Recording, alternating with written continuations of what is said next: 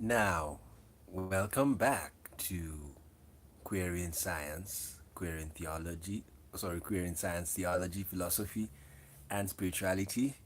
This is the LGBTQ Center for Science, Theology, Philosophy, and Spirituality combined because we believe all of these sciences are united. Yes, it's a oneness is a very hard thing to understand, but it's not so hard. That's the paradox. Yes, science is united, it's truth. Theology is united, it's truth, and philosophy is united, it's truth. It's united to science, it's united to religion or theology, it's united to spirituality. Knowledge, very understanding of the realities. Now, what you need to know is um, what do you need to know about knowledge? I'm pausing because I was talking about knowledge. You see, there was a tree in the Garden of Eden that was called the tree of knowledge of good and evil. Why I like the name of that tree, is that in science, there are things you get to know. In the science world, people make guns. Guns can cause evil. People die, you can kill people, but at the same time, they are good for protection. They're like swords. Like the way Paul did the spiritual armor. Put on the armor of God. If he was to write this, if he was to write Ephesians chapter 6 in our day, he would tell you, get your guns, get your gun, get your spiritual gun, and get your bulletproof vest. Because for us today, we understand armor to include bulletproof vest, to include guns, to include the helmets. Of course, he said helmets. Helmets haven't gone; they're still around. And so what I'm trying to say is that most metaphors and analogies used in the Bible are based on what the writer saw. And when he's communicating to people, he likes using what people understand. So when he talked about armor, it's what people used to see. So what am I trying to tell you? I'm trying to tell you that language is always based on what is makes up your environment. If you've never seen a gun, like imagine if Paul wrote that letter in the same time and he said a gun, that go and get a spiritual gun, people would look at him and say, "Are you mad? What is a gun?" And then he told them, "No, it's going to be a weapon. It's coming in the year." I mean, he wouldn't have communicated. So to communicate very well, he had to communicate very well. He had to use objects that people understand. Yeah. So that's just a by the way thought. Now let's get back to the last part of the video or marathon vlogging. That is the ancient Israel, uh, ancient Israeli legislation and modern Israeli legislation. So we have already finished the first tier of ancient Israeli legislation. That is the Mosaic law or the Mosaic system. Moses was the founder of Israel, and he gave Israel a law that he said came from God. This law was actually a constitution. It was a collection of 613 laws, and then he gave it to them, and it was written. And then he died. Just imagine, like George Washington. How many leaders has America had? Around 40, 45, 45 presidents in their 200 plus uh, no, yeah, 200, about 250 years of existence. So they have had 45 presidents, and the same thing happened to Israel. Israel has had very many leaders from Moses. The first leader of Israel was Moses. Then the second leader was Joshua. And the third leader was the group, which is the second tier of legislators, called judges. But these judges did not create new laws. Rather, they were supposed to enforce the Mosaic law. And therefore, they were still guardians of the Mosaic system. Then the third tier is the king's system. The king system is when Israel now became a physical monarchy or a terrestrial monarchy, because now they no longer had God as their king. Because under Moses and the judges, God was a king. And then even God was a judge, if you read Judges very well. Now they said, we enough is enough. We want to see our leader. Because they remember they couldn't see God. So they were so angry that we have a leader whom we can't see. So they complained to Samuel. They told Samuel, no, because Samuel was one who listened to God. God used to talk to him. So when the judges were done and Israel went through there was some tough time they went through, Samuel was the one who was listening to God. Because if you remember the temple system in Israel, the temple system in Israel, or the Mosaic tabernacle, was that Moses and the high priest used to go and meet God at the mercy seat. The mercy seat is the Holy of Holies. This is where the Ark of the Covenant was kept there, and the high priest would go there and then inquire from God, and God would speak to him, and he would take the word back to the people. The people were not allowed to the Holy of Holies. It was only the high priest, and he used to go there once a year.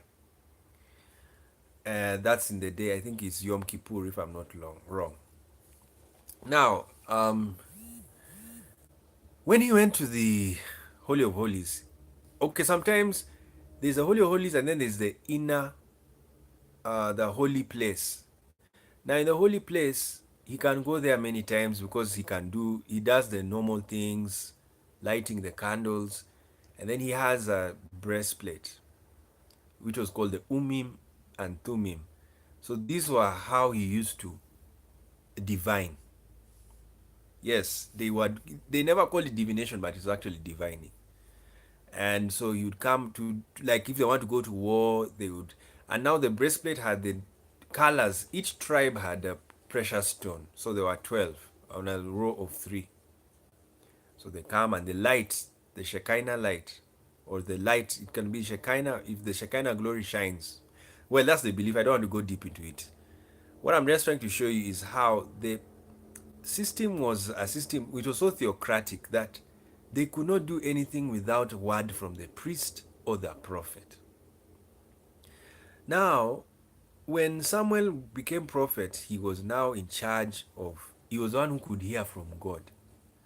Because the miracle was, Samuel was telling Eli that someone is calling me. Is it you? And he said, no. Go back, you're asleep, you're dreaming. Then he said, no, someone is calling me. Then he said, now when you listen, tell God, here I am. That's God talking to you. That's what Eli told Samuel. And that was the beginning of Samuel's prophetic ministry. Because he now could hear the voice of God. Now, when he was hearing the voice of God, he went on prophesying. And the problem was, Israel did not like the system of, there's a God who has to talk to a prophet, then come to talk to us. And they were seeing other kingdoms, and they were saying, no, these kingdoms, they are doing very well. We like what they are doing. Their life is fun. They have a king, they have parties, they have festivals, they have holidays with this king. Let's get a king. So Samuel just said, okay, fine, you're going to get a king, but it's going to be very tough. And that's what happened, and that's how the king system started. But again, the king system was still under the Mosaic law. And yet again, they were breaking the law. They broke the law under Moses, they broke the law under the judges, and they broke the law under the kings. And what I want you to focus on, look at the law they broke. They did not necessarily break the capital offenses like murder. No, not really that.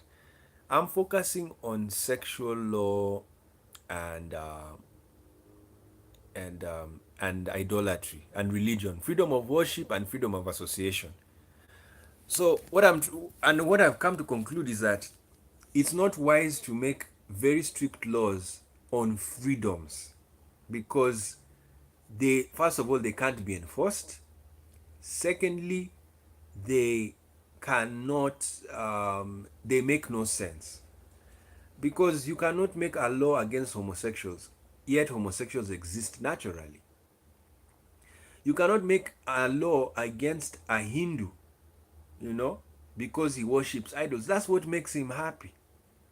You see, that's freedom of worship. If you make a law against someone's worship, you have made it's a very wrong for a state to do that. So some of the parts of the Ten Commandments are not wise in my view. Yes. And that's what I've said about the Mosaic law. And you know, this whole topic has come because I was talking to a lady and she was homophobic, and she was like, no, the law says that homosexuality is a sin. And I told her, and this is where we are now, we're talking about modern Israel. You have to understand the word sin is not what you think. The word sin is actually the word that they should have written there is crime, even abomination. It's just like saying felony. Yeah, that's all. Abomination is just a felony, and a small sin, misdemeanor. You see, if you understand the secular legal system, you will understand the religious legal system. The Mosaic system was a religious legal system. Religious in the sense that the crime was against you. You failed to do what God wants you to do. But in a secular legal system, it is you have failed to do what the state wants you to do, not God. State. So that's this why it's this religious secular, there's a religious legal system and there's a secular legal system. And then you also have a religious influenced secular system. And this is what we have in most of the world. These are systems that base their laws on religion, on religious legal systems, but they secularize them. So you can secularize a religious legal system, or you can religionize a secular system. Now, to religionize a secular system is where it started as a secular system, but now you put aspects of religion in the legal system. And then secularizing of religious systems is that you use the religious foundation, but you make secular laws based on it. And this is what the West did. The Western system of legislation has gone through a lot of changes. When the Roman Empire, the highest Western power, was making laws, the time of Julius Caesar, the laws were very secular and there was no religion. Even though they were religious, very religious, more than us even, very religious, very superstitious, but the laws were secular. So they had a secular system. That's why they covered everything: homosexuality, slavery, prostitutes, everything. They made laws on many things. Rome, more than even Israel. Israel only has 613 laws. Roman Empire, more than 1,000. and it was very organized. The Roman Empire, wow, one of the most powerful empires, especially in political thought and legal thought, and organization and military. Yeah, they were champions. I admire them for that area, because the word senator is from Rome. Yeah, governor, the governor of Tiberias. They gave governors provinces. That is what happened in Israel. Israel was a client state of Rome. And there was a governor of Tiberias that is in Galilee. Then Jerusalem also had Pilate. I think he was a prefect. And they had governors. And Britain is a photocopy of the Roman Empire because they also sent governors to their colonies. That's how they did it. So Britain is just an anglicized Roman system. That's all. Because Rome also colonized. Rome colonized and London also colonized. So, and London was also a colony of Rome. You have to understand, London was called Londonium, and the Romans went and colonized Britain. That's how British people became Christian. They were not Christian, they were pagans until the Romans went there and they carried Christianity there and they convinced them to become Christians. But the Romans ruled, but for a very short time.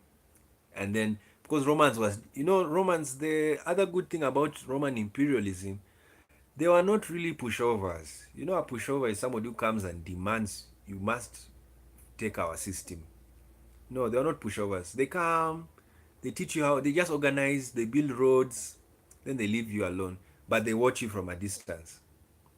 That's what they did in Britain, even Israel and Libya, all of these parts of Africa. Of course, they couldn't go to Egypt because Egypt still had a system. But I have a feeling they had some part. We'll look at the map of the Roman Empire. So they were not pushovers. And so not being pushovers, they didn't enforce, they didn't put their system.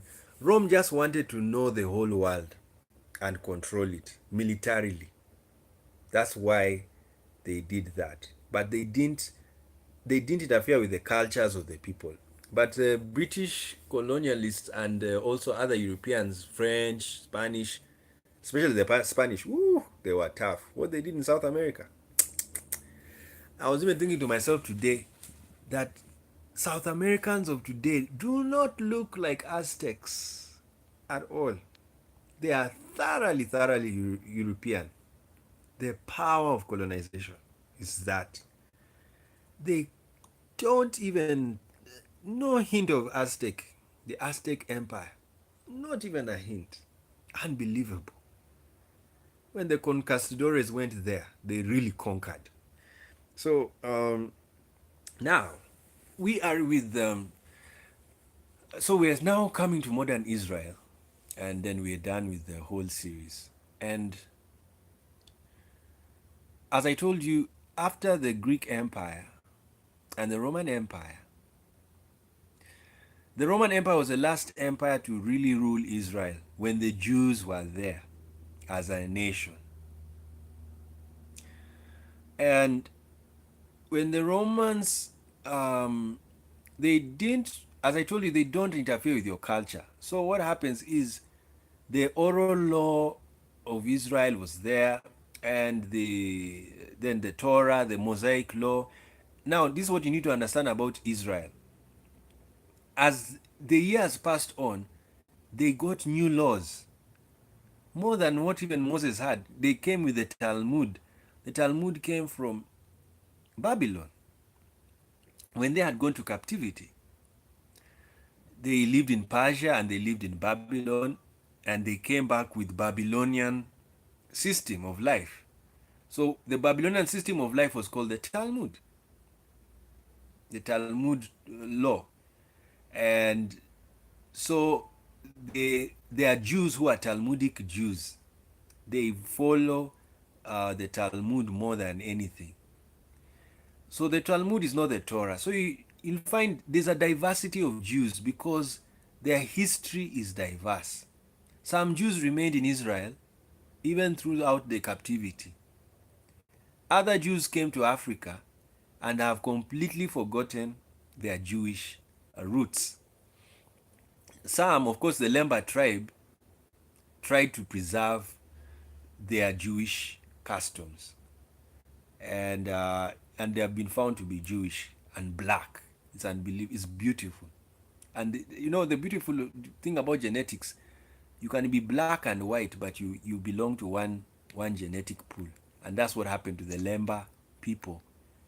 When you look at them, they are just my complexion, but they are Jews.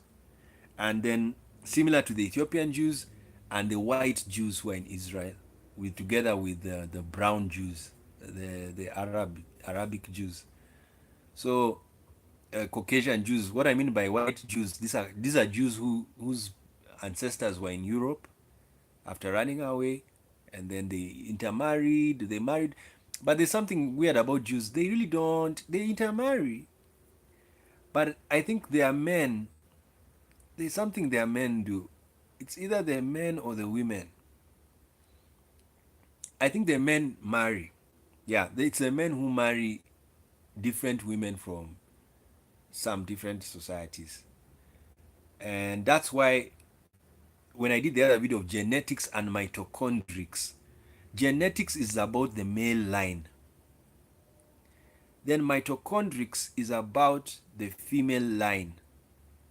So when you look at Jewish mitochondrics, it's more diverse than the male genetics, or rather not the male genetics, than the Jewish genetics. So Jewish mitochondrics is diverse rather than Jewish genetics, because Jewish genetics, it has very small groups that are easily found, the male line. So the men, so what does that mean? It means the fathers of these men were Jews, completely Jewish, and they come from the line of Abraham, Isaac, completely. They are from that line. So it's just beautiful science. But the women, the women are diverse. So many Jewish men have diverse mothers. Their mothers, some of them are Caucasian, some of them are Indian, some of them are black, and they don't belong to the mitochondria that is purely Jewish. So for you to find the Jewish mitochondria, you have to find the women whose line comes from um, Leah and Rachel, like what we did in the other video, because there are some women, like, and of course, look at Leah and Rachel. Were they really Jewish? No. Jacob, the only way we could call them Jewish is because they were his cousins. So he married his cousins, Leah and Rachel. And after that, the mitochondria of Rachel was the one that rules the tribe of Benjamin. Yes, that's the. Can you imagine the weird thing? And Joseph. Now Joseph did not give the tribes of Israel that carry Rachel's mitochondria because he married an Egyptian. So the moment he married an Egyptian, it was Egyptian mitochondria that now rules the tribe of Manasseh and Ephraim. And then you have Leah. Leah's mitochondria is found in her 6 sons. That's Judah, Levi, and the rest. We've already done that. So you have to find that mitochondria of Leah and the mitochondria of Rachel. Then because Rachel and Leah were sisters, they are one.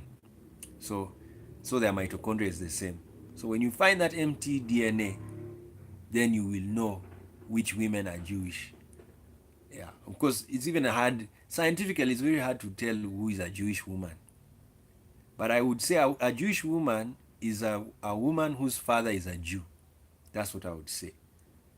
And as long as her father is a Jew, then the girl is Jewish. That's how I would put it. Because if you say, why I'm saying that is because because there's diverse mitochondrics in Israel, most mothers were not Jewish.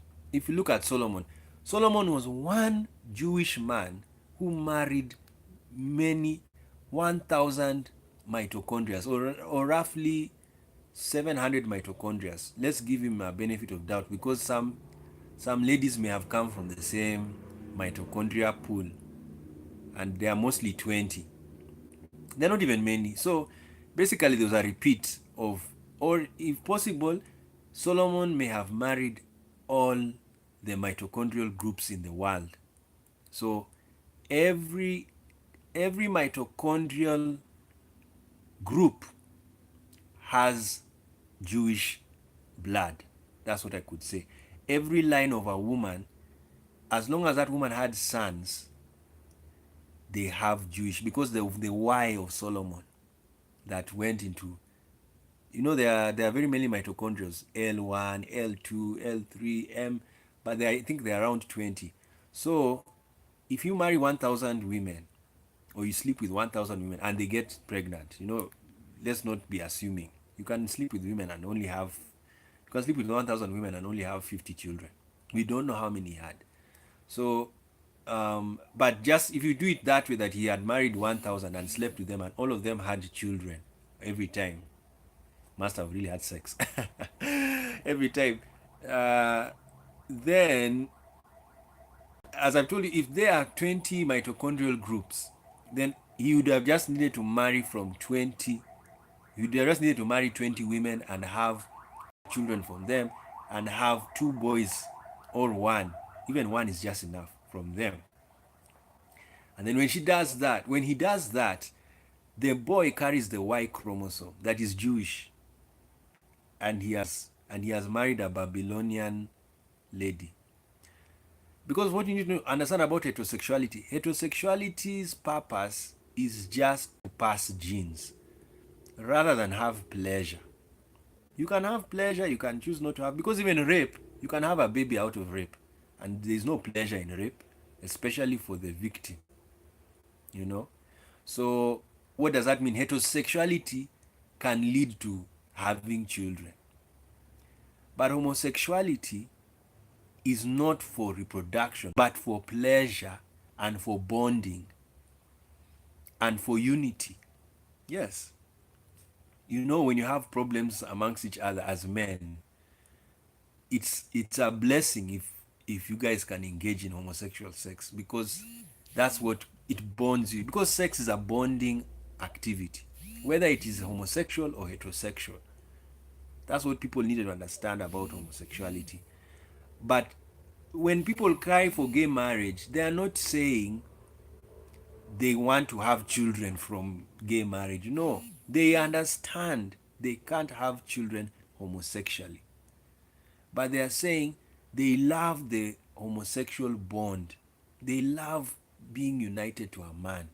They love the presence of a man. Or they love that a woman loves the presence of a woman. They are there. They're not many, but they are there.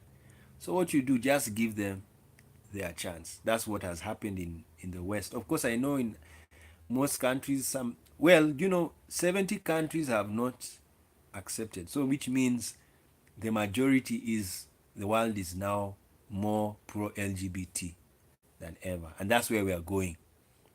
So countries are going to go, of course, countries like Uganda, give them 100 years. Yeah. I'm so sorry. There are things they really have to deprogram. Yes, it is real deprogramming, and it's sad. But I always tell the LGBT activists in Uganda, go ahead, just keep on, build your name that you are one of the people who's building LGBTQ Africa. Even if you die when Uganda is still homophobic, let me tell you, history will not forget you, because you have paid a price. You have made your Ugandans understand that sexual diversity is real. Yes. You see, you can tell people there's a fire coming. Look at Noah. Noah told people there's a flood coming. I'm building this. They laughed at him, and it came. He's very lucky that he was alive when the flood came. And that's the thing people need to know about. As an LGBTQ person, you are like a prophet. You are telling people the truth that there are people who are sexually diverse. Don't hurt them, let them live their life. But because these people are programmed to hate such people because of religion, they can attack you. Do you know how many prophets were arrested in the Bible? Jeremiah was even thrown in a well. Isaiah was sawn into two. Do you know sewing? Into two. Some prophets were killed in the temple by their fellow Jews. And what about Jesus? He was also crucified. And he was their prophet. You see? So what am I trying to say? Sometimes when you tell people the truth, they hate you. And they don't. Like today, I'm very happy to hear Time Magazine is honoring journalists. And it's true. Because journalists are also prophets. Yeah, they tell people the truth. You know, the power of media, it records what happens. That's the power of the camera, the power of the phone.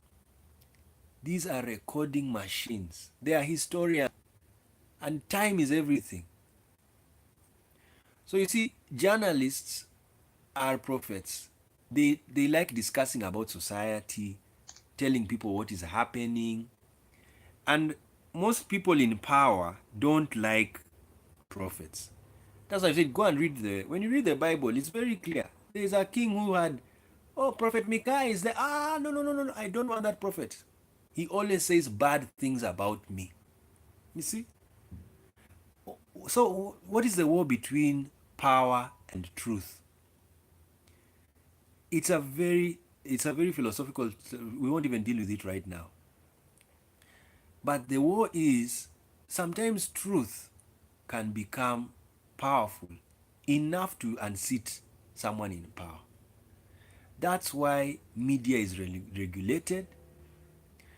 People, they even look at a media company. If they know that media company is against their power system, they won't bring them. Look at China. Did you see what they did to Facebook? No access. Think about that. Facebook is a media company. Never forget, it's like CNN. It's like CNN. And they knew in China, somebody can use Facebook and bring down the government. Yes, because you just get people together, tell them this has happened, this has happened. So you have to understand there's nothing new under the sun. Power will always fight someone who has some information that can be damaging to the power. And the reason is people don't want to leave power.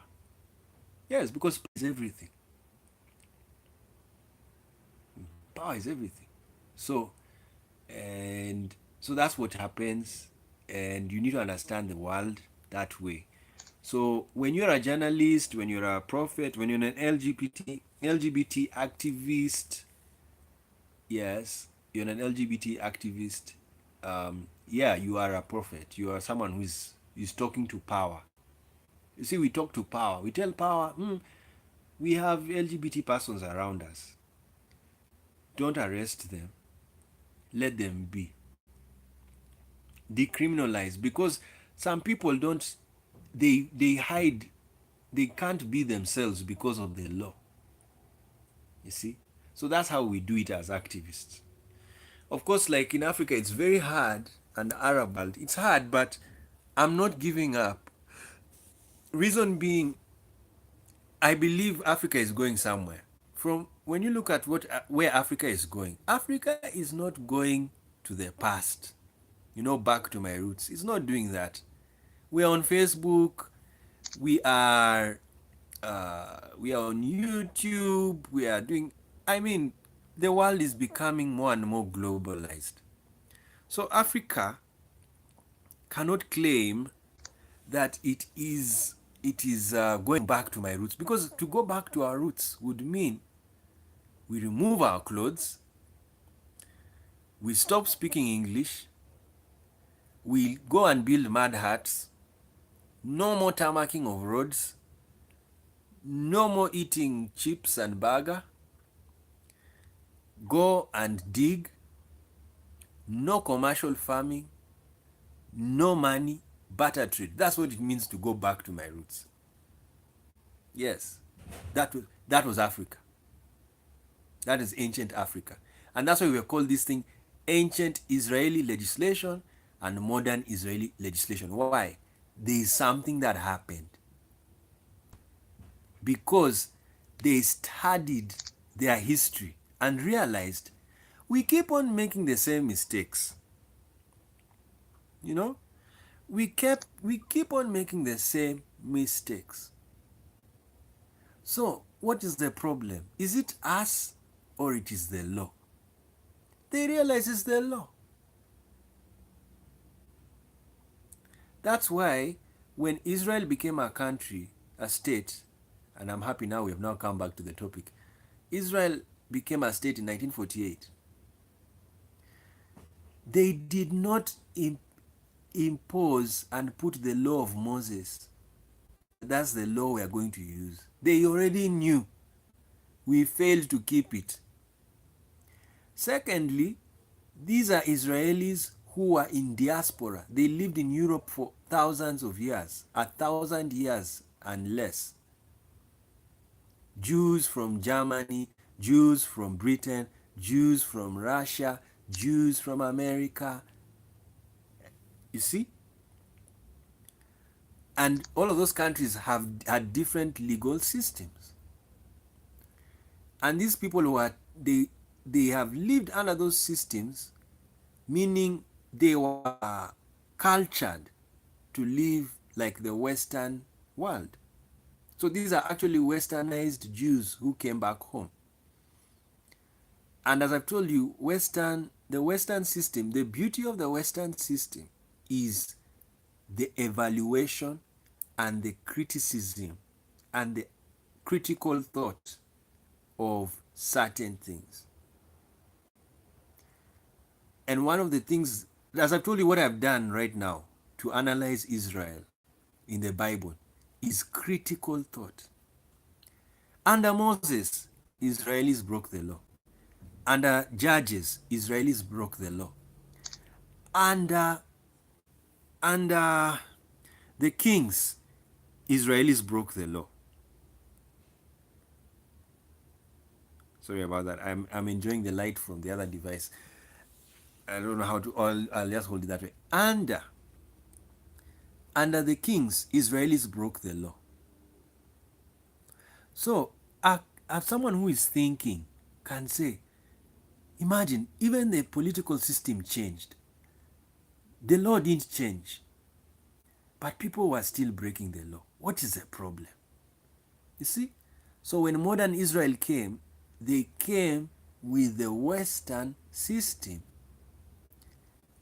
And because the Western system has the critical thought, it analyzes, because it is through the Western system that secularism was born.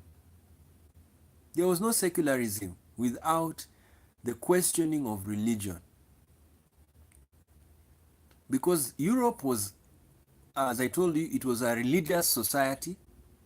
It started, first of all, humans are naturally religious. Yes, we like believing, we like being superstitious. That's why I told you, even an atheist believes. It's just that he doesn't believe in God. Yes, an atheist can be superstitious, but it doesn't mean he believes in God. Yeah.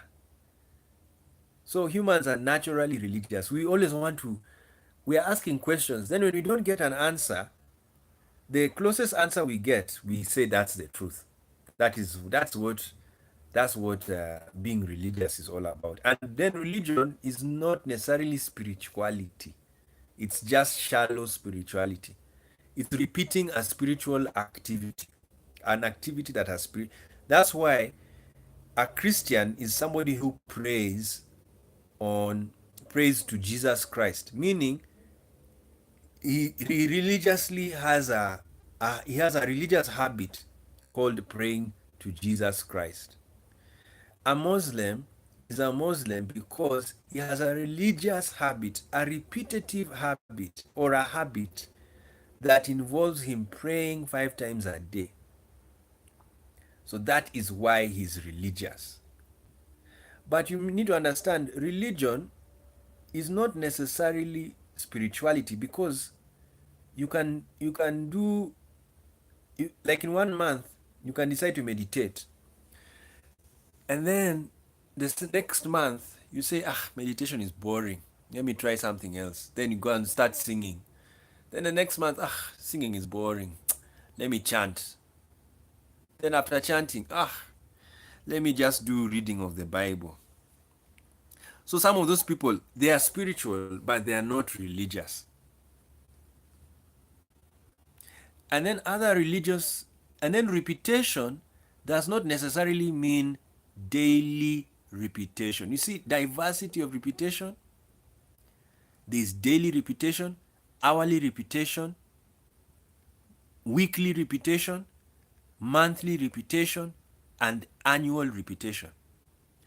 So, like in Christians, Sunday, they have a weekly repetition of going to church on Sunday. So their week is programmed that on Sunday I don't go to work. Now imagine when you want to throw the spanner to the works, tell that Christian is going to work on Sunday, he'll collapse. The brain will even go crazy. We're all robots. Yes, of diverse programming. Yes, we are all robots. And so some people are weekly, they are religiously, they have weekly habits, religious habits, like going to church on Sunday. That's a weekly habit. Others are daily, like in Islam, they pray every day. So they have a daily habit. But again, Islam has an annual habit called fasting on the month of Ramadan. So you can be a Muslim and you may not really be very good at the daily habit of praying. But when Ramadan arrives, you'll have to show the whole world I'm now Muslim. And so that you fast. And then once Ramadan is done, it's time to go to the mosque. I can pray at home. Bring the mat. You try, even sleep. So there's some religions that have very many habits. Some of them are weekly, some of them are daily, some of them are hourly, and others are monthly. Yeah. So what am I trying to say?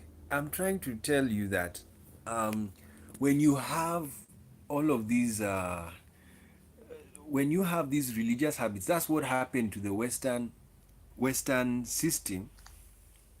They questioned religion, and when they questioned it, they used to wonder, what type of God is this? We don't even see him. So because of that, atheism was born, secularism was born.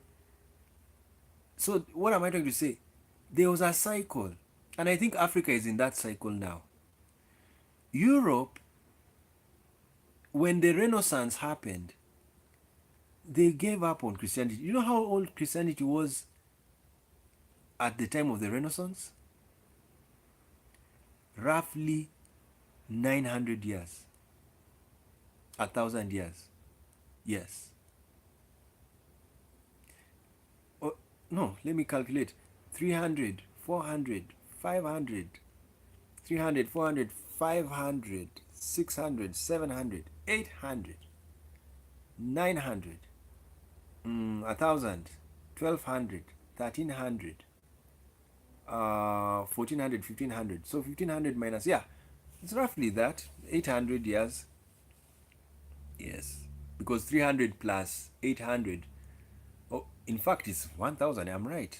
Yes, time has really gone in that time. So it took 1,000 years for Europe to wake up and question religion, a religion that was foreign to them. Yeah, it was foreign. Christianity is not European. It was brought by Jews called Paul and Peter. So it's a Jewish religion that was westernized.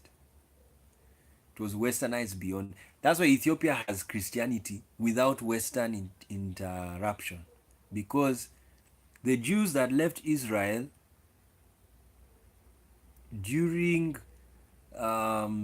during the Roman invasion of Israel, they came south. That's why the Coptic church, they believe, was started by Mark, the writer of Mark. And he went running away from Israel, and he taught the Copts about Jesus Christ. And they formed their religion, the Coptic church. Then the Orthodox, the story of the Ethiopian eunuch, he went back to Ethiopia and took Christianity there. So African, there's old African Christianity that is so close to North Africa and East Africa, as I told you, Ethiopia and Egypt, the Coptic Church and the Orthodox Church. They were not interrupted. They did not receive Western thought. And Augustine, remember, Augustine was an African theologian. Very important to understand that. So what does this mean? He was not really Europeanized. He wasn't really westernized. And that's why Augustine is the opposite of Aquinas. They are not the same, because Aquinas was a Western philosopher. Augustine was an African philosopher, but both of them were Christian. Now, so I've told you, it took 1,000 years for Europe to wake up. Please never forget that. Europe was also asleep. Don't think the West are just higher than us because they are ahead. No, there was a time they were sleeping. They slept. Then Martin Luther woke up in the 1500 and smelled a rat and said, there are things people are doing that don't look right. And that's when the secularists also woke up and said, actually, but now if Martin Luther is fighting his church, then he has created another church. And then Calvin, then Zwingli. These Christians are confused. Maybe there's no God. And that's how those Western secularists came from 1600. So you see, that's what happened. And that was the end of Europe being Christian. And the secularism was ushered in. And you had these philosophers, and these philosophers changed Europe. France was so changed. It was a very Christian country because of the Catholic. Look at Notre Dame, the cathedral. Have you seen those cathedrals in France? They were built by people who loved their religion. But it died because secularism affected the philosophers. And these philosophers were now judging the Christian political system that was the Holy Roman Empire, that had kingdoms that were subservient to Rome. And so these French philosophers like Voltaire kept on telling people that, you know what, since there is no God, these systems we have that are so-called godlike, they are not helping us. Look at the inequality in the society. So when these philosophers were talking to the hearts of the people said, you're very true. And they did what? Next thing you know, the French protested against the government, the kingdom, and it collapsed. That was the end of monarchy in France. Of course, Rome tried to revive it, but it was the end. Reason, secularism. It was the power, it's what changed France and then changed Europe, because in the 19th century there were revolutions in almost every European country. They wanted the monarchy out. Russia removed the monarchy. Yes, and you know how Russia, if Russia was a kingdom, my God, it was powerful. I mean, look at St. Petersburg, well built because it was a kingdom. But when secularism entered Russia and people got to understand the power game, they removed the monarchy. So, what am I trying to say? I'm trying to show you how the Jews who went to Israel, the diaspora Jews who returned to Israel to form the Israel we have, modern Israel, are Israelis whose ancestors went through change. Because even Jews, when they went to Europe, they got a Yiddish culture, Yiddish culture. And then next thing, there were very many Jewish sects, Sabbatarianism, then there's who else? Even Adam Weishaupt was a Jew. Very many. And they formed many organizations. So, because of secularism, you see, even Adam Weishaupt and all of these others, they were affected by the rational thought that now invaded Europe. And it was the hottest thing in the city. If you call yourself a Christian those days, they will be, boring. We know you. Though it was happening, the Christians were also going through their life and revival because of the Protestant Reformation. Everyone was creating their own denomination. John Wesley, all of these guys. So everything was happening on both sides, on the Christian but the secular side. But the secular side was the most important because it is through the secular side that science was enthroned. Remember, religion was the one enthroned in Europe. That's why they even killed a scientist, Galileo. Every year the Pope is saying sorry for killing Galileo, who told the Vatican the truth. And they said, no, kill him. Yes, they killed him. And because they believed the earth was flat. Can you imagine? These days I laugh when on the internet. They are still flat earthers. It's the disaster of the century.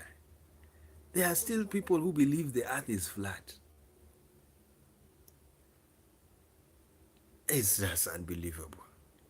No, I know there's freedom of worship and conscience, but that one is beyond. I even told someone yesterday that if you are still believing in a flat earth, I can't even have a minute to watch a flat earth video. It's a waste of time. It's dull. Because what are you seeing? It's not true. When you look at the earth, I mean, if you want to know the earth is spherical, look at the sun, it's spherical. Look at the moon, it's spherical. Look at the planets, they are all spherical. All. So what does this mean? The earth is spherical. You don't even need to come out of earth to see it. Because the heavenly beings take up a spherical shape. For what reason? For rotation. Why is football a round ball? Why are most balls round?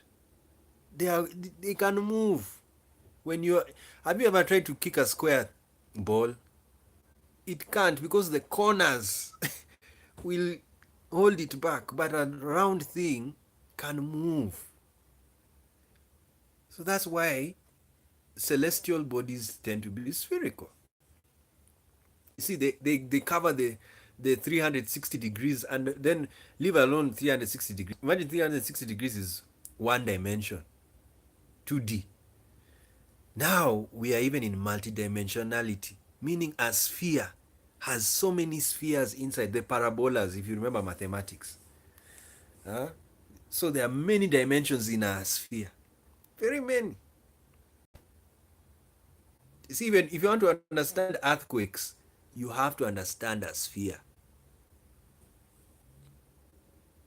So anyway, let's uh, let's go back. So we're still on Israel. As I'm telling you, Israelis and the Jewish people, when they went to Europe and stayed there, they kept their culture, but they also integrated. They learned the European languages. You know, Einstein was a German, but he's a Jew. So they learned the language, and they were so very, they are hardworking. They are very curious minded people. So they were doing all that work, reading, writing. Karl Marx is a Jew. And imagine, even he used to write against Jews. Yeah, he wrote an anti-Semitic article. Of course, somehow it's allowed for a Jew to attack a Jew. You know, it's like there's no difference between a black person calling another black person, hey nigga, you know, what you're doing. Yeah, that's okay. A black person can call a black person a nigger because he's not degrading him. And therefore, a Jew can criticize his Jews, his fellow Jews. That's okay. And a gay can call his fellow gay a fag. That's fine. But when you hear a non-Jew write an anti-Semitic article, that one is, it raises alarm bells. When you hear a white call a black person nigger, that raises alarm bells. When you hear a, a homophobe call a gay fag, that raises alarm bells. Why? Because that person is not from your group. So if he gives that vitriol to his group, they will come for you. They fight you. That's why it's a very nice rule of um, of engagement with our enemies and friends. Your friends can make fun of you because they are you, but your enemies, the moment they make fun of you, they have attacked you. That's why Karl Marx wrote something that could you call it anti-Semitic, but Jews don't attack him for that because they know he's a Jew. So you just allow him. You know, oh, why is he doing that to us? But he's our brother. Let him write. Maybe he's gone mad today. So that you know he's your brother. Then you know you now for blacks, you see your nigga is there. This nigga just doesn't even think. Just going on. Hey nigga and all of that. Those are blacks going. That's okay because you're friends. It's like friendly fire, but it's even better than friendly fire. It's just friend talk. Yes, that's what Karl Marx was doing, and which is the other group I used. I've talked of the blacks. I've talked of the Jews. Oh, gays. Yeah, you're just a fag. You just doing, and amongst gays, yeah, that's okay because those are friends. You're not attacking. You know each other. But you see, when Hitler would say something against Jews, it's dangerous because his friends, his group is not Jewish. Even though we know Hitler had Jewish blood, ironically, the group he's talking to are people who really don't like Jews. So they will hear him say anti-Semitic things and then they use it to fight. You see, that is now the problem we have with when you are an enemy. When you're an enemy and you want to engage with your fellow enemy, there are certain things you don't do. Those are rules of engagement. So one of them is don't attack them. Don't do ad hominem, because to be anti-Semitic, it means you are attacking someone for being Semitic.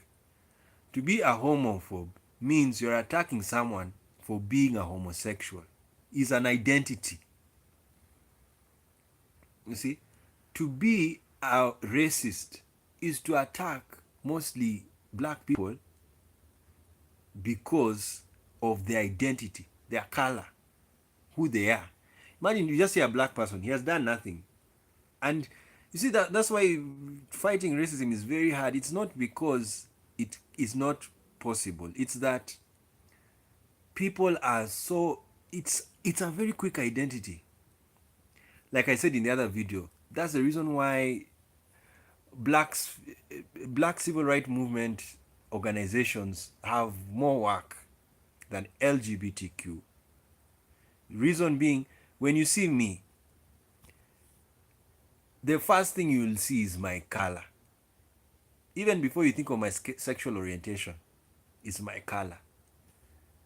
Then, if I stay with you for 20 years, you will only know me as a black man. But you will never, and imagine I stay with you 20 years, I don't even talk to you about my sexual orientation. I just keep quiet. Oh, hi, yeah. And I'm your neighbor for 20 years. Hi. And then a friend comes to see you and says, wow, who is that neighbor? Oh, he's just another black guy there. Yeah, just know him. I have not even told you my sexual orientation. You see? So that is what you need to understand about civil rights, is that it's diverse, and there are certain civil rights that are more, they only are strong, they are stronger than other civil rights issues because of their outness. They are more out. Like I said in that video, I don't want to repeat myself again. Even women rights, you see this is a woman. This is a woman.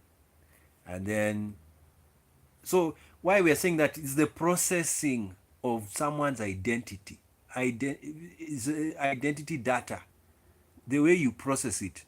And now we are so happy that we now have the picture of their brain, the neural network. I'm going to do a good study so that I can even know when my mind sees a black person, a white person, a woman, there must be data inside me that quickly, it's so automatic, quickly it tells you what to do. Now, if that data is against that person, believe you me, if you're not careful, if you are not conscious, you will act the way you act. That's why you see what used to happen in America. It has reduced now. When a policeman sees a black person, their mind neurally, because your mind has been programmed that when you see a black person, he's a criminal. Tomorrow, when you see a black person, he's a criminal. Now imagine you are 30 years, you've been programmed like that. So after 30 years of being programmed that way, when you see a black person, shoot! Not even any time to think. It's because the thing you are processing so fast, it's quantum processing. It is so fast. It is so fast. It even happens in religion.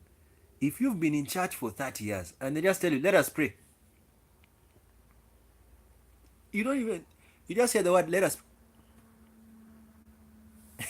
Why? It's quantum processing.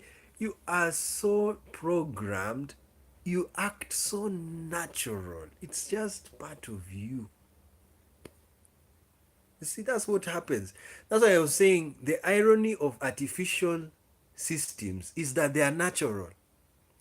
Do you know why they are natural?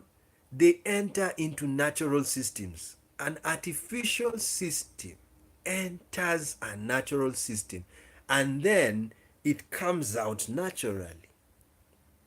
That's why education systems are very important, because they are artificial systems that are entering natural systems. And when years go back, that's why I told you, when I look at South America, I am shocked. Do you know you cannot tell that there was an Aztec empire? The Aztec empire, the Aztecs, they were doing child sacrifice. They were very bloody in what they used to do. Now go there, you can't. Nobody's even thinking about it. They have been so programmed for hundreds of years that history has been wiped out completely. Software history, the software history of the past is gone. That's why I was telling you, see, the sad thing about ancient Egypt is that even if their descendants are here, that knowledge, it needs to be fed back into yes, that's why you see most of the black Americans, they read Kemetic science is like a problem. So that they just feed it until it flows inside. You get into the system.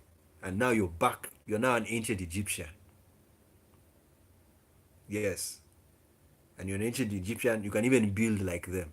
That's the only way. That's what I'm saying. That's what education system is all about. It's just about programming.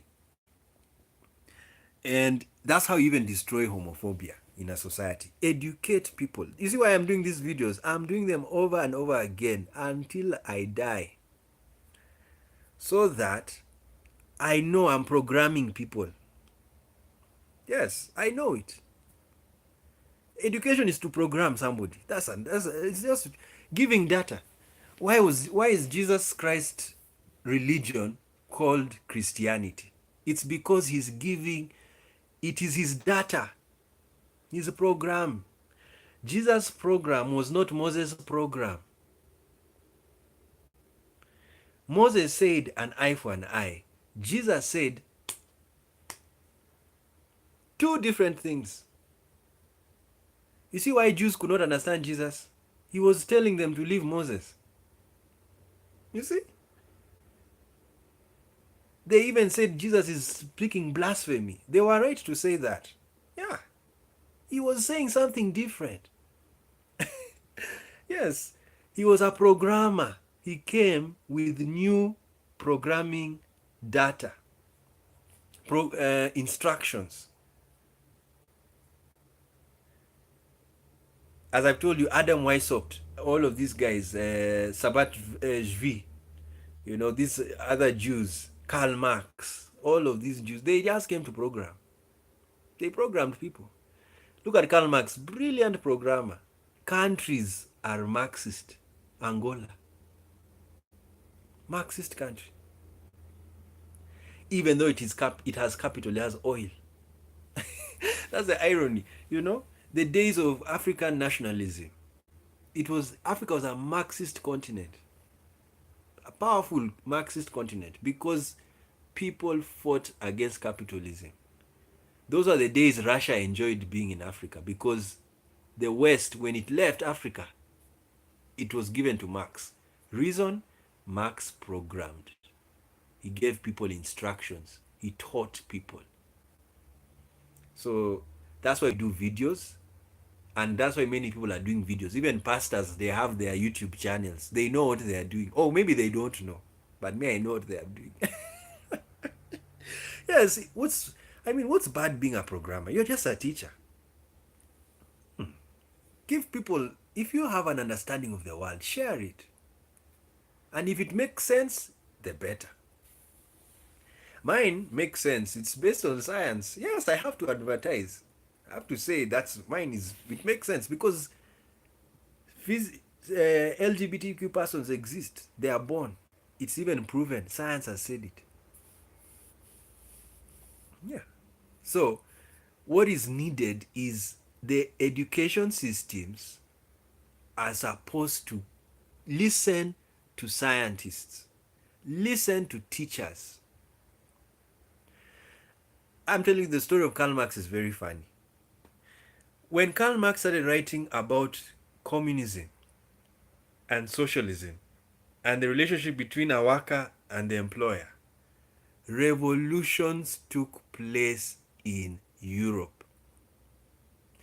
Because people read the data, they ate the data. And you see, the beauty of data and the beauty of humans, when I'm saying programming, people are saying this guy is bad. No, we are humans. So what's the beauty of being a human? You can think. You can think. So when someone gives you data, you question it. You look at it and you say, this guy is saying that workers are being oppressed. Is it true? Then when this guy listens to you and says, yeah, they are being oppressed, the data now is in you. Now you go back again for that round of data. And then now you become a Marxist. So when Karl Marx brought the data out of how society is organized, that there is a rich and the poor are oppressed, by the rich. Oh my goodness. Within a short time, revolutions took place in Europe. Russia, the monarchy collapsed because of Karl Marx and Lenin. Lenin was a Marxist. He was a student of Karl Marx. Karl Marx, they stripped his German citizenship. Yes, it was that bad. He was a real problem in Europe. And he was, what I like about Karl Marx, psychologically and humanistically, he was a very stubborn man. So finally, he went to London. I mean, he went to England and hid there, and that's how his life ended. And he stayed poor. They really paid him, but I love him for he was very vociferous and he really knew what he was talking about. What I'm just trying to show you, those are the many programmers we have. Martin Luther, the Protestant German. You see, he died a Catholic. Do you know he never saw the Lutheran Church? Yes, he never saw the Lutheran Church that was named after him. They loved him so much they had to create a denomination out of him. But he programmed Christians because he knew Catholicism and he knew the problems. And when he saw them not solving them, he said, "To hell, we are leaving this institution." So what I'm trying to say is that we are all programmed, and the beauty of human programming is you as a human being, especially an adult, you are able to analyze. You see, the reason of why I'm always on the education system is because children are the most easiest humans to program. Children, they are the easiest receivers. So if you give the best Muslim in the world is a Muslim who was a Muslim from childhood. Yes, the best Muslim in the world is the one who was a Muslim from childhood. Because he received Islam when he was tabula rasa, empty, very new phone. And you know, when he's receiving the data, he's not analyzing, he's just receiving. So if he receives so much of it, the time is 20. I'm telling you, if you try and touch that kid, now he's an adult, 20-year-old, and you tell him, leave Islam, he can even go and report you to the parent. And the parent comes for you. You see, I remember I was in a school whereby you were not allowed to proselytize, and I understood why. Because young people, they can change their mind on something. Yes, that's what happens. So these are what interfaith or the interfaith organization needs to talk about. How they deal with conversion. Because in religion, you can have conversion. That's why I told you there is no gay conversion therapy. You know why? Being gay is not an artificial construct. It's not. It is a natural construct. People are gay. They are naturally gay. Because especially when you've had this gay sex, your brain is wired completely. Every time we are wiring ourselves. So of course, but now, but with religion, it's very easy to convert somebody. All you do is just feed him with data, Islamic data, and he lives. Or Christian data, I give him Christian. Many ex-Muslims are now in the Arab world. There are many Muslims who are now atheists. Yes. Why? They are reading science, they are reading secularity, they are noticing religion is so archaic, it's too lost in the old ways. Any modern things are happening. So they have said to hell with. Can you imagine Muslim? Islam is one of the strongest religions. Yeah. If you find an ex-Muslim, please take care of them. They know what they have really, and they should be given freedom. Yes. I believe a Muslim should be free to be whatever he wants to be. Because for Christians, the good thing, Christians allow you to even live Christianity, do whatever you want. That's okay.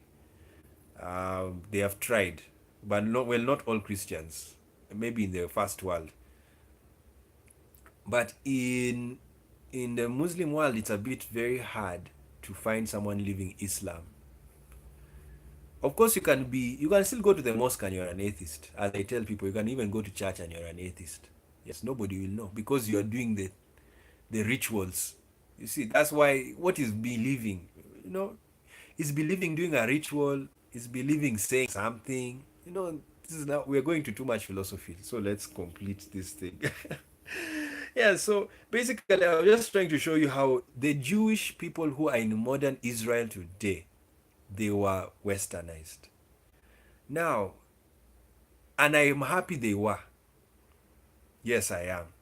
Because westernization or the Western system creates critical thought, it values science. So when these Jews went back, they did not cry to bring back Moses' law because they already knew it didn't work.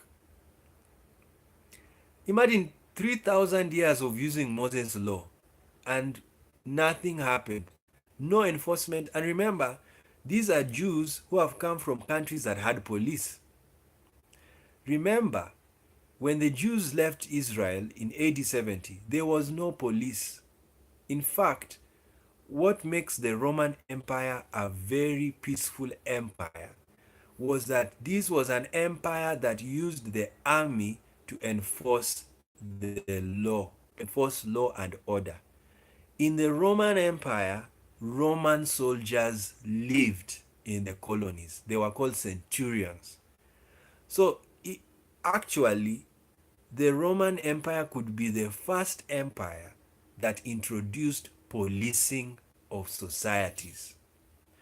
What we mean by this, the Roman soldiers used to walk in the market. So when you see a guy with the sword and the shield, you keep quiet. So if you want to steal, you can't even steal. You know, if you want to kill, you can't kill because the Roman soldiers are around. You see, that's the thought that makes the humans. So I'm going to do this to you about the police system, but I am already preempting it, and I want to suggest that, but of course suggestions are, please take them as a pinch of salt. But I think the Roman Empire was the foundation of the police system today. I may be wrong.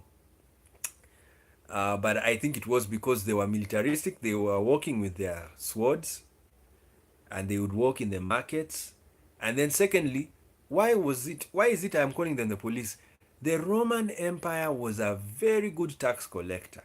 They loved collecting tax. It was called tribute. So all these countries they colonized, they were to pay tribute to Rome.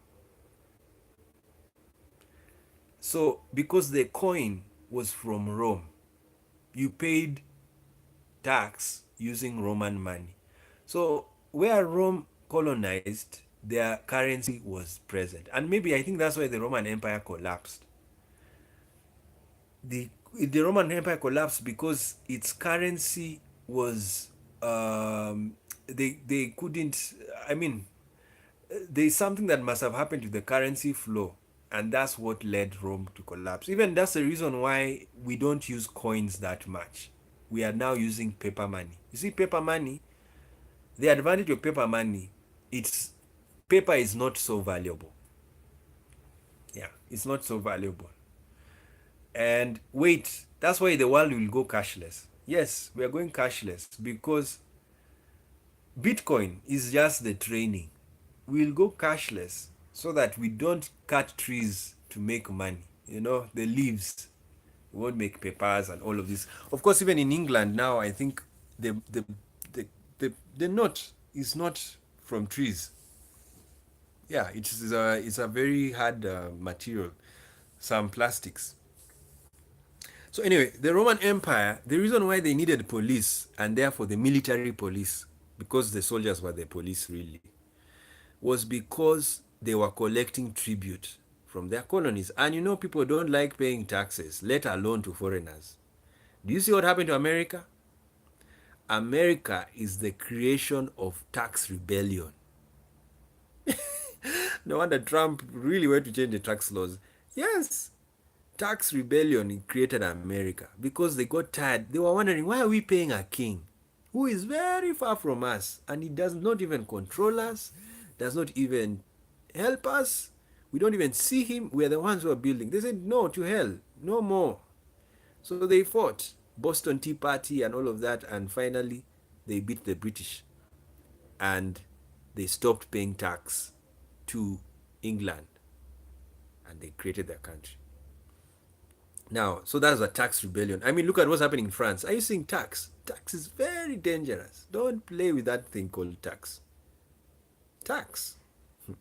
People don't like paying it. And that's why the Roman Empire in Israel suffered very many revolts because Israelis kept on. There's something about Israelis that's very nice. I like about them. They are so stubborn. So they kept on uprising, kept on uprising. Even Jesus, you know why they wanted Jesus to be stubborn? They knew he was a political guy. Did you see? Peter was walking with a sword at the time of Jesus' arrest. Did Jesus tell Peter, why, who gave you a sword? He didn't even complain. He knew. I bet you, people used to complain, these pastors work with bodyguards. Let me tell you, Jesus' disciples were his bodyguards. And they had swords. Yes. Those guys, it was a mafia world that time. You're joking. So anyway, these guys were so the Roman Empire was doing was collecting, and then they had this police system. Then when it was spread to Europe, Europeans also got their soldiers, their military. Yeah, I'm happy with this discussion because now I have to go and study how the military in the West came to be. Soldiers, all of these things, then the police force. The most important one, you go to this police force. So what am I trying to tell you? The Jews who lived in Europe got to live in a society where there were police. Because I think the police force started in the 19th century, if I'm not wrong. Especially Britain is the one that could have now really refined the police system. And then America, sheriff, we're going to find out. We'll do the study. Now, when these Jews now left Europe and went to create Israel, I mean, to restore Israel, they came with their Western system. The Western system they learned. They are still Jewish, but they are using a Western system. And now, the good thing, and this is where I'm going to conclude the video, is they did not go to the ancient laws and implement them. What they said, they created a secular state, a secular system, therefore used the Western system of rule, of governance, created a secular state. They employed the civil calendar. After employing the civil calendar, they now started making their laws. They made their laws. And remember, even the homosexuality, they did not even attempt to revive Mosaic law. So I'm very happy the founders of Israel understood the separation of state from religion. They did it very well. And then, after that, now when the LGBT movement started, LGBT persons have been in the world, But the movement means organization of those persons so that they can be recognized. That one is a new phenomenon. And like blacks have existed in the world. They're the oldest people. But it doesn't mean the black civil rights movement is as old. It is new because there was something happening to the blacks that was wrong, oppression. So they now said, we are organizing ourselves as black people and a movement called civil rights movement. And then now the LGBTQ persons have existed in the world for very long, but they realized that to make our rights recognized, ourselves, our lifestyle recognized and respected, we need to deal with the laws that criminalize us. Nazi, may I call them Nazi laws, because Nazi systems criminalize people based on their identity. You see why the Nazis were eugenicists? It's because they wanted to know who was a superior person. Remember, I'll always tell you, I am a geneticist. I'm not a eugenicist. Geneticist just studies genetics, variation, and all of that. That's okay. There's no superior gene. Yes, I declare it now. Again, there is no superior gene. But for eugenicists, they declare that there is a superior gene and there's an inferior gene. So that one, you really have to help people. Most people swallow eugenics easily. Yes, even black people. Because there's some black people who will think they're superior than other people. And in fact, for blacks, it's even it's very easy to think you're the superior because you are the ancestor of all the races in the world. So you walk big and say, yes, we are the ones, we know what we are. No, it's just that you happen to be the first, but it's not that you use it to conquer. Of course, of course, blacks don't. They are not really conquerors. They just like living life. So it's the white race that had that problem of that they are conquering others because they tend to do things. They did things very marvelously. So they assumed that that means we have a superior gene. No, it's not that. It's just that your gene is diverse, your genetic system is diverse from another. And besides, even if you see, genetics is not color.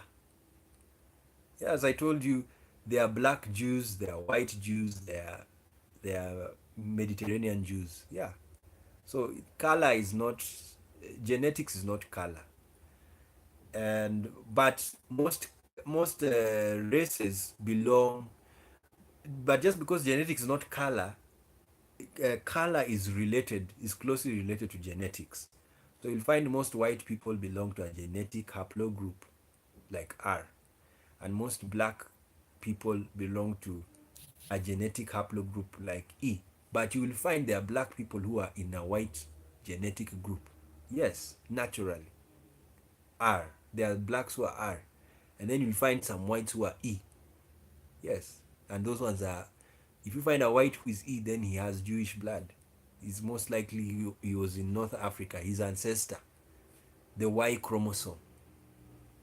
That's what we mean by E. And of course, mitochondria is different. Okay, so let's finish with Israel, modern Israel. So they did this. All of the science that is in modern Israel helped modern Israel, not to repeat the mistakes ancient Israel made. What was the mistake of ancient Israel? Have you seen the mistake? If you followed my videos all this time, the mistake was ancient Israel did not know how to protect themselves. That's why they went to captivity. You see why Israel, the issue of Israel is very, very, very hot. Political. They know what it means.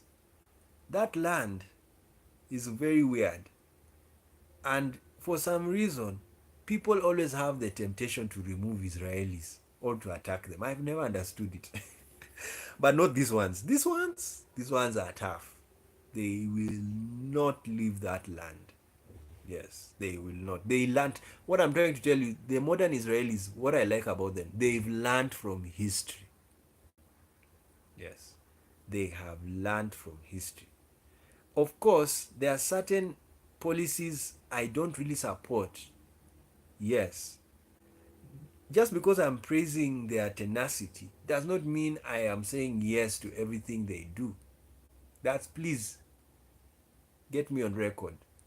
There is no perfect system in the world. I repeat, there is no perfect system in the world.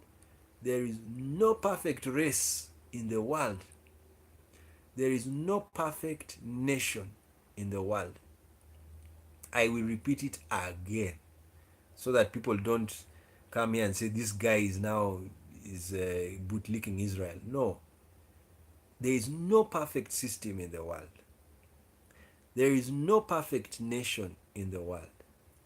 There is no perfect race in the world. So I am not in the group of chosen nation. You know, chosen people. No, I'm not there. I leave that to those who want to be there. Why am I saying this? I'm saying this because even modern Israel has problems.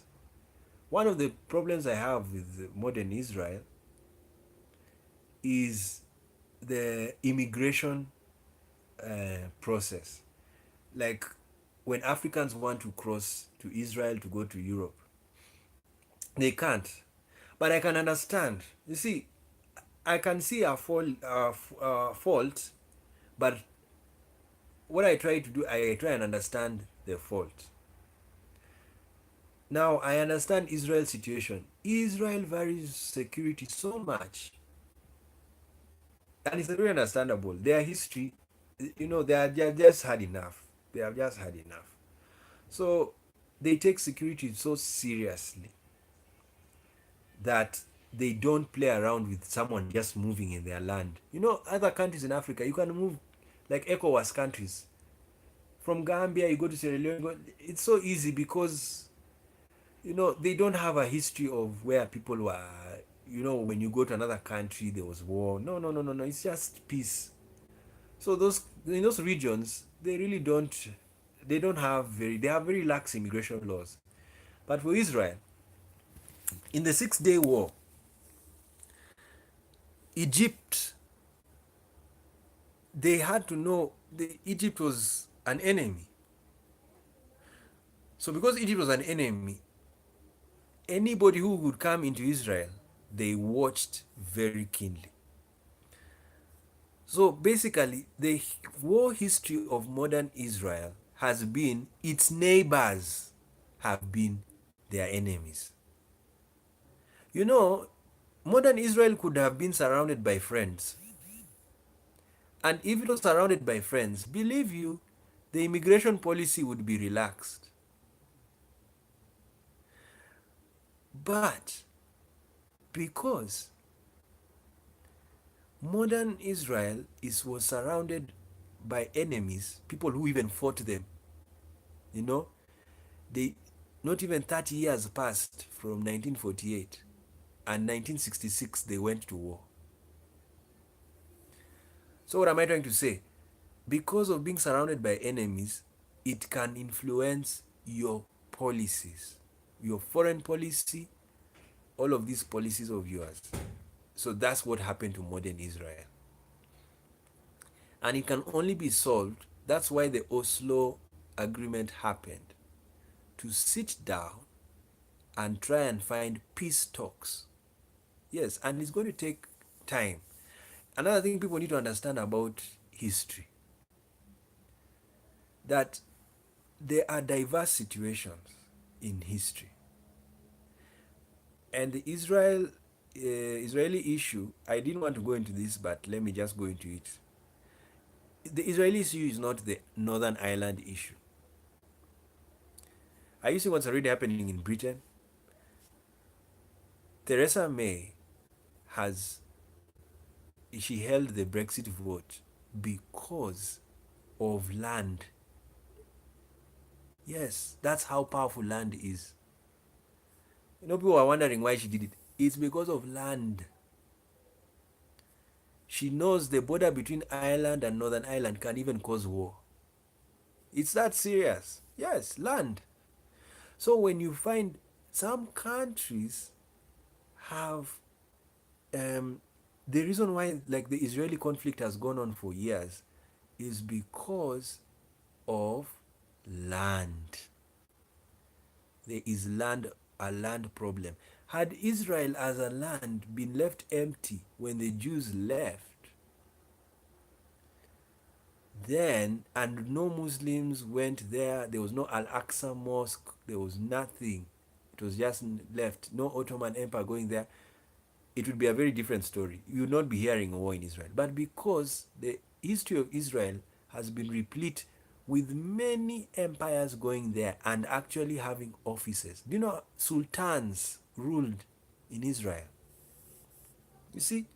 So every side in the Israeli debate has their history. They are coming with their history books.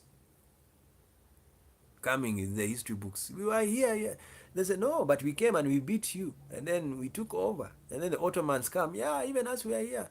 So what is to happen is they are to sit down and really, and these talks will take forever because it's so complicated. It's thoroughly complicated. That's why for me, the solution would have been Jesus Christ to come back. Yes. And just come and tell people, I am Jesus Christ. And I've come to tell you the land of Israel is for everybody. No more borders. Yes. Because otherwise, it is going to be the way it is like this. Reason, it's a complicated war. It is involving history. It is involving, like I've told you, Israel is not an indigenous Jewish land. It was by Canaanites. Canaanites are not Israelis. So the argument by pro-Palestinian groups is Israel also took the land from Canaanites. You see? That's the problem in Israel. People are looking for every piece of history to fight each other. And the only way it's going to be solved is when all of these countries, I mean Israel, and they sit down at the table and interfaith, whereby religion, people are trained to know that Allah is the same as Yahweh and Yahweh is the same as Jesus. Once they get that in their head, then we can, because Israel can be a country of free people. But you see, the problem is there is the belief of Jewishness. Yes, which is true. We understand it. We understand it very well because Jews were killed in millions for being a Jew. That's how sad it was. That's why no country has a right to attack Jews for trying to protect themselves, because they know 6 million people going, that's a whole country. A whole country gone. So it's a very, very dicey thing, but we wait and see. Let's be optimistic.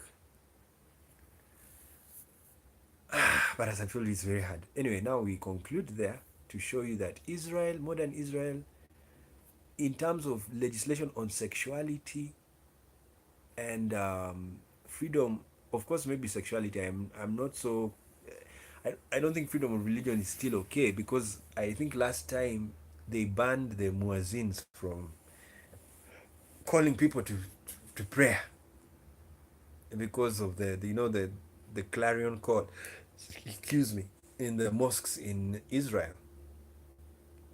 They could, so I think it was in Jerusalem, so they banned them from calling people to pray. Well, are they right? They could be right in the sense that um, we are living in a modern world. So when you have modern when you're in the modern world, you have modern systems for communicating to people. You don't have to have a loud cry. Oh, no, you don't have to do that. You just have to. You can have a mobile app that reminds people it's time to pray, and you come to the mosque silently. Nobody knows you've been called. Yeah, you don't. I know muezzins sound nice. Yes, they do. I like their vibrato. But for some people, it's it is invading their privacy. And I was to conclude, I was even discussing to someone, or no, I think I was thinking to myself that there are clubs and churches which are built in residential areas, and they are very noisy for some people. Because I ask myself, how do people sleep in such an environment? Then I realized, no, there's nothing. If you want to keep a club in a residential place, because it's very strategic to have a club in a residential place, build a soundproof club. Yeah, soundproof. The noise will not leave the building. It's possible. Go and study, get a good architect and constructor who can build for you a soundproof club. I think I went to one and I was very happy. I was very happy because it was spacious, but the sound is swallowed by the walls. Yeah, that's good. And the music, you can still hear it clearly. And yeah, that's very nice. So, and that's the same to churches. There's some, especially Pentecostals and evangelicals, they're very loud when it comes to preaching and singing. And imagine they're singing at night. I remember in my campus, the vice chancellor used to complain because the church that was next door to his house, they used to have the overnight prayers, and he was a very old man, not so old but old, and he complained, and I was so shocked, and I felt sorry for him because he was really wondering what are people doing. And what's so weird, they're all Christians, but so anyway, what was supposed to happen was that church is supposed to put soundproof material in their building so that they don't inconvenience other people, so that you can continue with your singing and praying, but people can sleep well. So basically, that's how you're supposed to do uh, when you want to live in peace with people. We are in a modern world, so it's very easy to live in peace with even your enemy. Yeah, you can do it. And one way is soundproof, another way, and that's what's going to happen in Israel. Optimistically, what I'm seeing, as time will go by, people are now going to understand. I know another thing that could happen is they will be fatigued. You know, someone will just say, ah, to hell. These guys have stayed on that land. Yes. Because if Israel stays on the land for 1,000 years, yes, you're joking with these people. They can stay for 1,000 years. That will be by the 300th year. People will go and stay in Saudi Arabia. Yes, I'm telling you. I'm telling you. Unless, you see, the problem now we're having with Israel and the Palestinian issue is, what is the solution? Some people want one state, others want a two-state solution. Now, that's where the problem is. If there is one solution, like if Israel and Palestine agreed to one state solution, there would be no war now.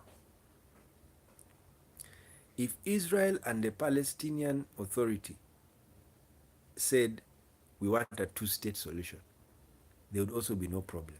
So the problem is there are two different solutions that each group wants. You see, when you are mediating conflict, the goal is to unite the divided parties. So as long as there is no common bond, then there is no hope of solving the problem. That's Look at what happened in Northern Ireland. Do you know why there was they finally got peace is because they got a common bond. Conflict resolution managers look for common bonds. Yeah, they look for common bonds. So the problem of Israel and Palestine is that the common bonds are too few and the differences are so many. First of all, the religious difference is the worst. It's the worst. Because if if people are not religious, like let's say Israelis didn't have their religion and Palestinians are also atheist, they are not Muslim, my friends, a one state solution would be there. Why? Because people are not Muslim, they're atheists. They will even be friends. You're joking. Secularism sometimes has beautiful benefits. You are friends. Yes. You see, the problem of religion, it is so divisive because you believe in your sect. It is the one. Yeah. And so when you do that, you will never agree. That's why the interfaith movement is there. And that's why I'm part of it now. It is to allow, okay, you want to keep your faith? Fine. But let's learn how to live in peace with different faiths. That's the best we can do. But to me, the best angle is if we are one faith.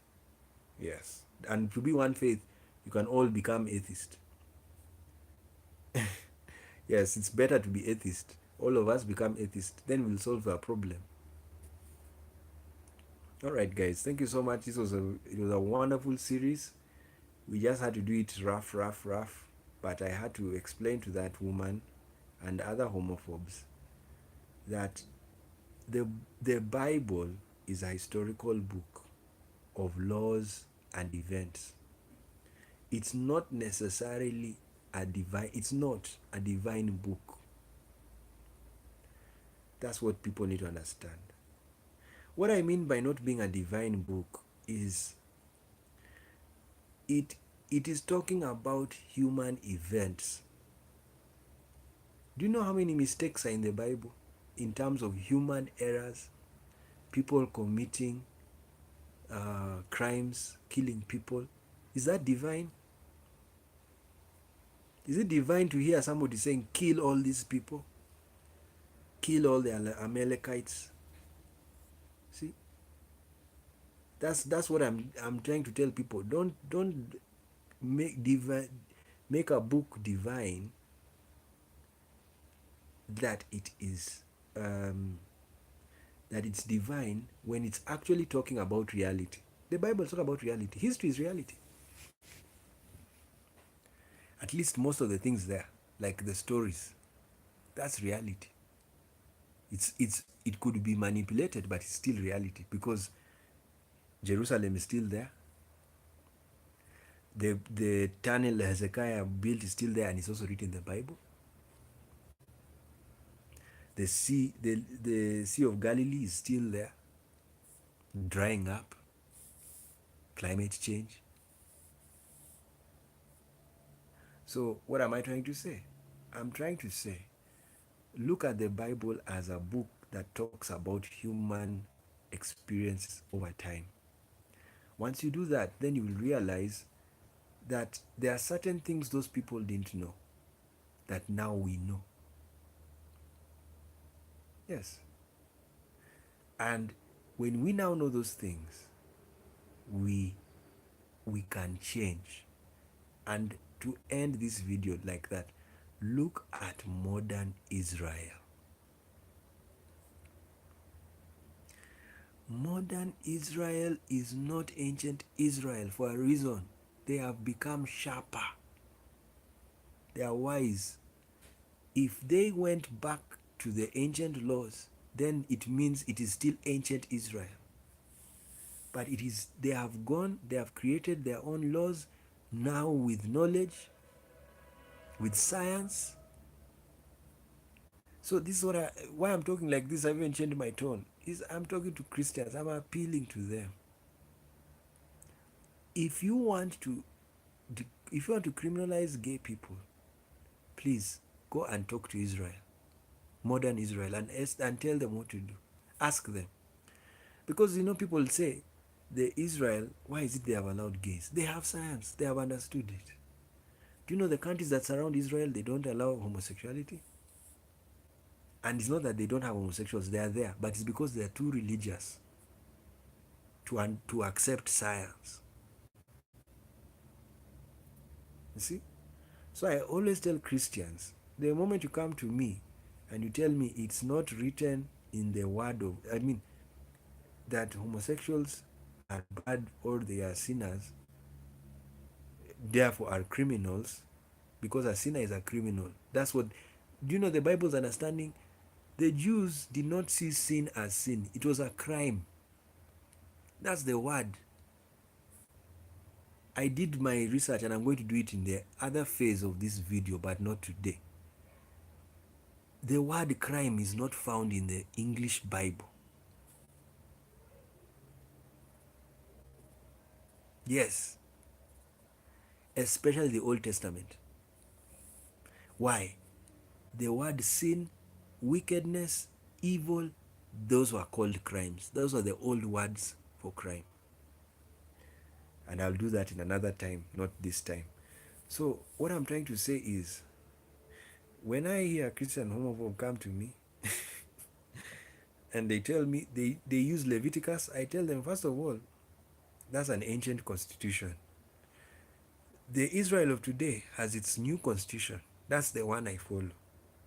If I want to know something about God, I look at modern Israel. And so far, modern Israel allows gay people to do what they want to do as gay people. So, don't open your mouth. If you want to attack LGBT persons who are out in Africa on the basis of religion or the Bible, talk to Israel, because they have not done what you are saying. And the book you are using came from there. It came from their person, the founder of Israel, Moses. So if you can't bring Moses to me, please don't disturb me. Yes. So that's what I'm saying. Ancient modern Israel is the example to follow, because they now have science, even though they value their religious history. But they value science more, which is what every nation in the world should value first. Because science is truth. And it's not just truth, it's refined truth. You see? Refined. It's clear, it is true, and it is validated. Yes, that's why we don't encourage religious democracies. We encourage secular democracies, because in a secular democracy there is freedom of religion. A secular democracy cannot impose a religion on a people. And that's why I'm hopeful for the Arab world. One day, yes, one day the Arab world will become secular. It may not be now. It is coming. Because the way science is going, it is really shaking religion to the core. Yes, it is really shaking religion. We can't see the beauty of abstract distraction. You can't see it. Excuse me. Abstract distraction, you can't see it. But if you could picture abstract distraction, you can even leave that religion today. That's what. So religion, they doesn't know. You see the problem. They don't know that it's being deconstructed. That's why I am supporting what is called reform religion. Reform religion means to reform the religious systems so that they can what's the word? There's a nice word. I mean, they can complement science, or rather, they can interact with science. They can cooperate with science. Yes, that's what reform. So that, because humans are religious.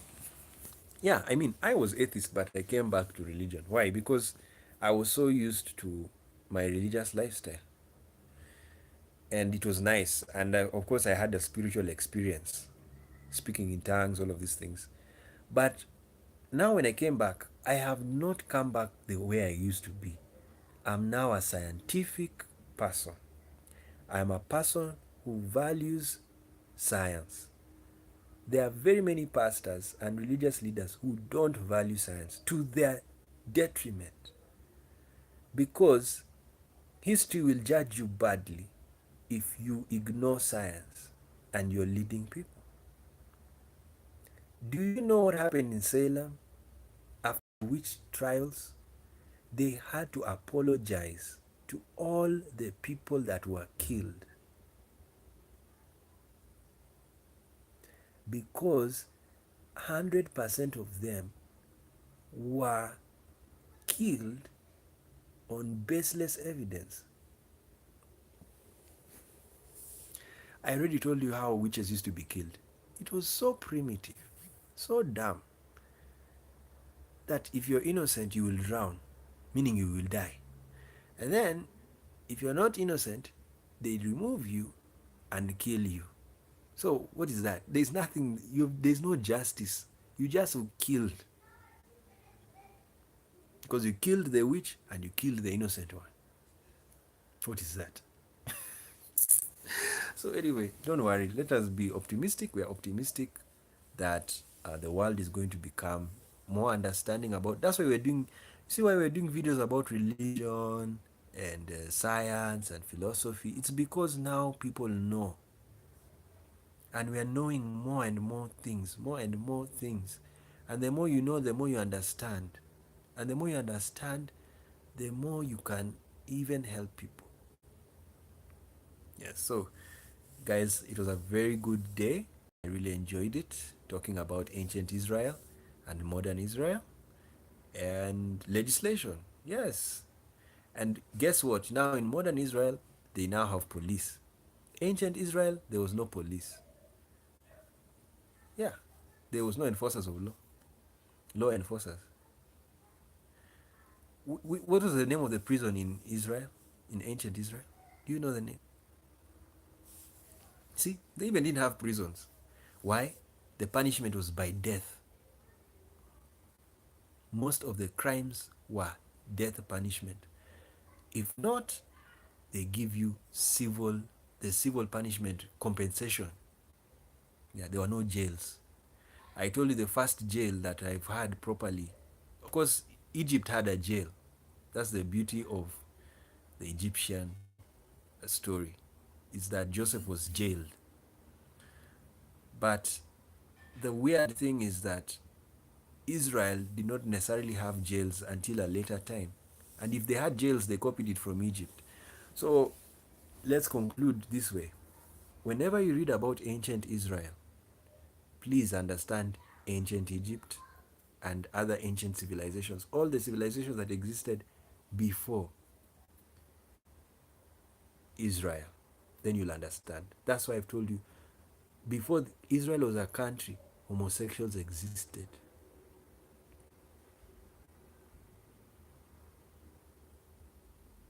Yes. And when Israel became a country, homosexuals existed. And when Israel, Israeli left Israel, homosexuals were still around. And they came back, homosexuals came, they were also there. They get born and born and born and born. So, welcome to science, querying science, theology, philosophy, and spirituality.